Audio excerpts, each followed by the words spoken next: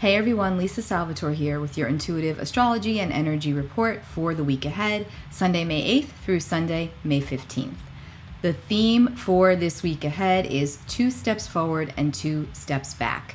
First off, happy Mother's Day to all of the mothers out there. I hope you have a wonderful day, and I hope that you are spoiled or getting spoiled and getting pampered, or at least spoiling and pampering yourself. The moon is squaring off with Uranus today, so there's a lot of energy here, so it's probably a good idea to use it with physical activity and go running, go for an extra run everything, but don't run your mouth because the moon is the emotional body and, Uranus is unexpected, so we may just say something that irks someone else or vice versa, so maybe watch the words a little bit. And your emotions could cause you to maybe say something you don't want to say. So be a little mindful of that and, do something constructive with the excess energy. Otherwise, today is somewhat of a more quiet, chilled day. Good for a Sunday, good for Mother's Day. Tomorrow, Monday, May 9th, this is a kind of a sleepy day to start the week off. It's also my birthday, Monday, but it's a sleepy day to start the week off. The moon is going to come up by opposition to Saturn. The moon in buoyant and boisterous Leo is coming up into a hard aspect with Saturn in Aquarius by opposition. So you may feel a little bit of an energy zap or a little bit of depletion. You may want to rest a little harder today, rest a little extra. And then the moon will shift into analytical Virgo early in the evening on Monday. Now, Tuesday, May 10th, the momentum really begins to pick up. This is a day of big energy. We've definitely already been feeling this, and we're going to continue to feel it. So on Tuesday, May 10th, Jupiter is going to enter Aries, okay? And Mercury will station retrograde in Gemini. So both Jupiter and Mercury are planetary energies that we feel strongly when they make moves. And the fact that Jupiter is entering a new sign, the sign of Aries, and Aries is such a big energy, we absolutely will feel that shift. And that's going to give us all a push, a burst of energy and initiative, right? Because think about it, Jupiter is expansive and big, and he likes to give us a dose of healthy optimism and faith and all of that good stuff. And Aries is the first sign of the zodiac, and as the first sign and a cardinal fire sign, Aries is also very big. Aries starts things, Aries moves things. So there's this big energy of like, let's push forward, because Jupiter's been in Pisces, and Jupiter in Pisces, while it's really sweet and beautiful and compassionate and gives us a lot, it's also kind of dreamy and it floats, and some of it might be very nebulous and not even real.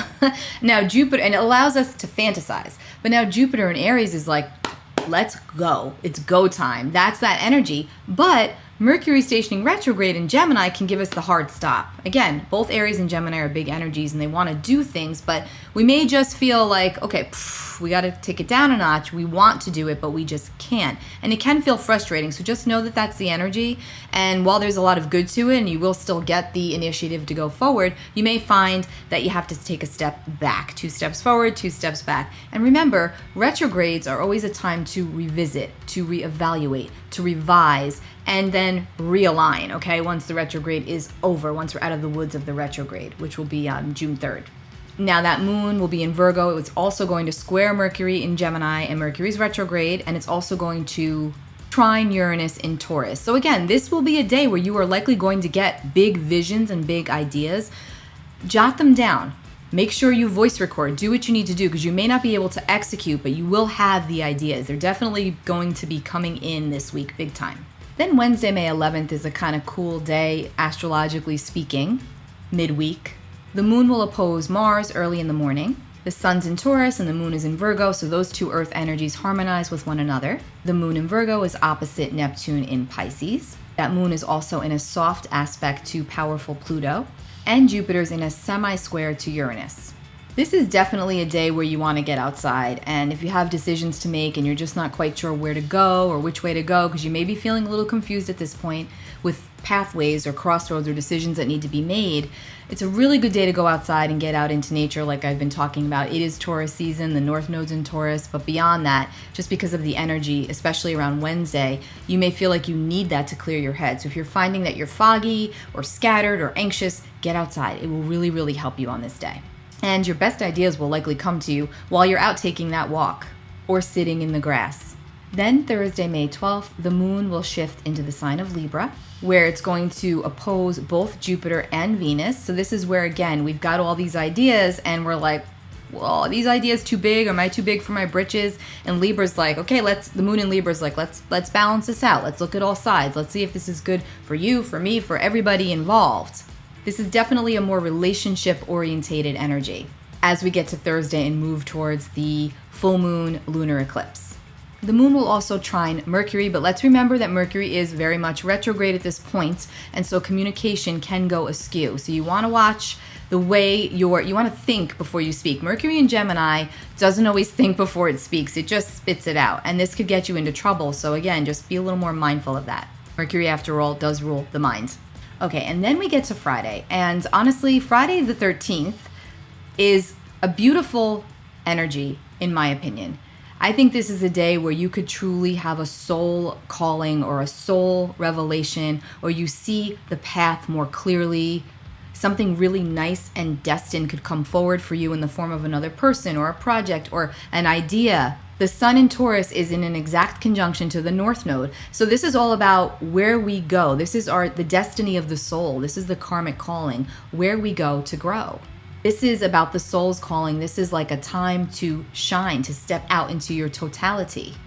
The path is being illuminated for you somehow. Future looks a little brighter in certain ways. Now, again, let's take this one step further to the world stage where you could get a revelation or something new that we're not expecting, because it is Uranus involved here as well, that we may or may not like. Okay, now that's for the future collective destiny. But personally, I feel like this can be really, really good for pushing us forward on our path. So pay close attention to what comes up for you Thursday, Friday, Saturday especially. And the moon in Libra is also trining Saturn in Aquarius. So this is very helpful as well with this Sun conjunct North Node energy. Even though Saturn is not really supporting the North Node, the moon is in a trine to it. So I do still feel like this is a really nice energy of positivity and warmth and showing us where we're going to be going, where we're headed, what we need to do to get there. Then Saturday, the 14th, the moon will square Pluto really early in the morning. And then the moon is going to shift into the sign of Scorpio. And so intense emotions are going to follow this transition.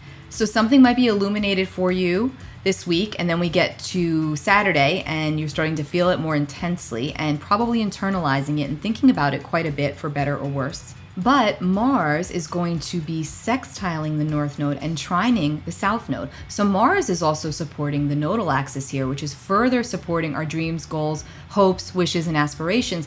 But because we're dealing with the South Node, and this is a South Node eclipse that we're coming up to, we must remember that there's going to be something that we have to release in order to, something that we have to either release or decrease in order to move forward in fullness of where we want to go. To get that goodness that the North Node wants to give us, we have to let go of something where the South Node might be holding us back. And so we're definitely going to be getting some sort of insight here as to what that might be. And then we get to Sunday, and let me tell you, as this week progresses, especially Friday, Saturday, Sunday, we are going to be feeling it because Monday is the total lunar eclipse in Scorpio. I've done a separate video and reading for that. You can go to my YouTube for that. That's a big energy, okay? There's a lot there to unpack, and I'll go into that in next week's weekly, but we're already feeling it. We're already into eclipse season, okay? We just had the solar eclipse back on April the 30th, which was a new moon solar eclipse, and even that one was intense, but that was a lot smoother than what we're coming up to. So if you use that as a gauge, you may understand where I'm going with that. But we're going to start to really feel that kick up on Sunday the 15th. The moon is in Scorpio. It's opposite Uranus and opposite the sun, getting ready to come up into a total conjunction here, a total opposition, where it's going to become a full moon lunar eclipse. So we are feeling that energy.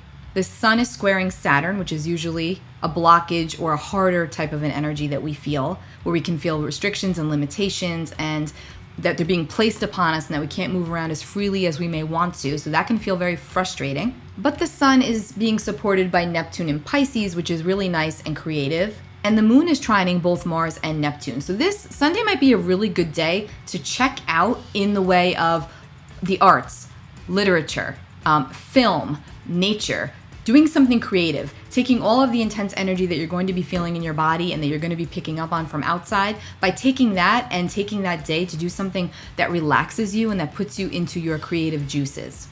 it's more of a dreamy kind of a day, but also frustrating.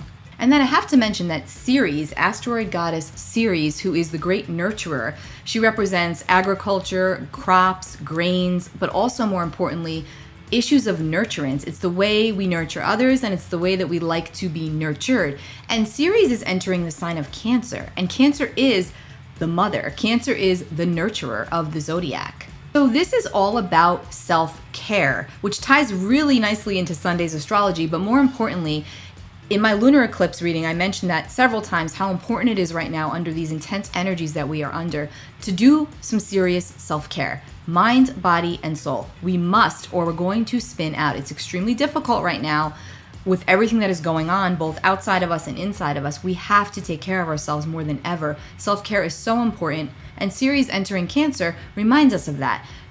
Do I take care of myself? Do I nurture myself? What do I do to help myself? What foods do I put into my body? What energy am I allowing to permeate my aura? Okay, it goes on and on and on. There's a very nurturing energy here that you are going to likely feel if you're not doing it. There might be a hard stop for you, where you have to really look in the mirror and say, whoa, I really need to stop, eating sugar, or I really need to start taking better care of my body. I really need to pay more attention to my mom, whatever it is, because it is Ceres, okay? So, just want to mention it because it is here, and Ceres is a big energy, even though it's an asteroid.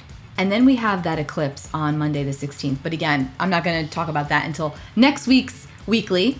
But again, I already have a separate video about the lunar eclipse in Scorpio that you can find on my YouTube channel. Take really good care of yourselves. Check in. Make sure that you're eating right, that you're sleeping good as best as you can, and that you're paying attention to everything that is going on outside of you, okay? Yes, but more importantly, inside of you. Take care, guys. Bye.